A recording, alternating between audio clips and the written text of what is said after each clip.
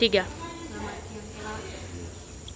Kami dari kelompok 1 kelas 11 siswa 2 mau mewakili Kela karena posisinya Kela sebagai lurah yang kami tempatkan di ini untuk mencari data atau tentang menganalisis data kemiskinan di raya ini. Jadi tanpa berlama-lama lagi perkenalan diri. Jadi pertama langsung ke pertanyaan aja tadi. Pertama itu berapa kepala keluarga yang ada di desa ini? Ya baik, adik-adik kami semua sesuai dengan program kalian, kami akan menjawab pertanyaan kalian sesuai dengan kondisi yang ada di kelurahan kita, Kelurahan Pematang Raya ini.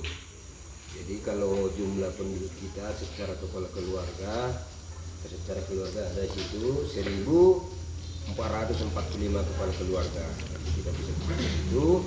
Tapi data itu adalah real tahun 2023. Itu yang real yang sudah memiliki identitas kependudukan, yaitu kartu keluarga.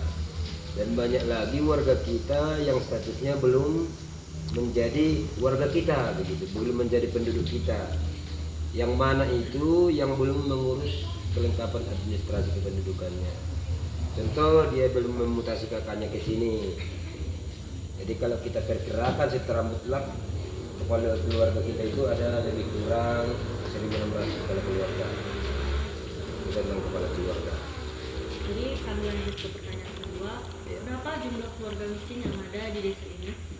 Kalau keluarga miskin yang kita dapat data terakhir 441 kepala keluarga.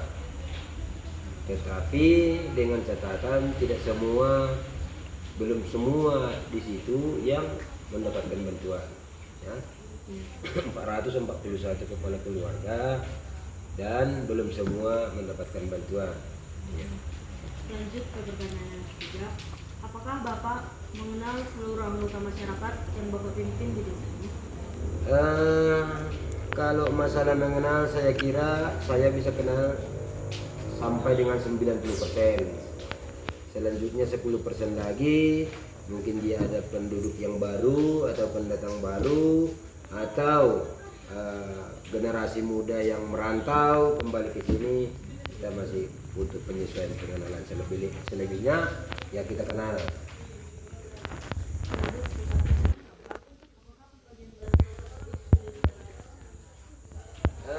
Kalau masalah pembagian bantuannya untuk saat ini ya, untuk saat sekarang ini, pendistribusiannya adalah lewat pos ya, lewat pos dan giro. Jadi pembagiannya ya mereka yang mendistribusikan dengan sistem mereka.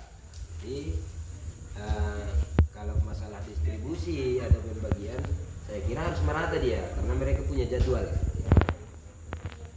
Baru kemudian yang mereka bagikan bagi yang terrekomendasi keluarga miskin yang terrekomendasi mendapatkan bantuan dari Kementerian Sosial. Itu pula bukan sembarangan orang ke sana. Dan mereka akan buat itu undangan pos untuk pengambilan bantuan dengan ada namanya di situ.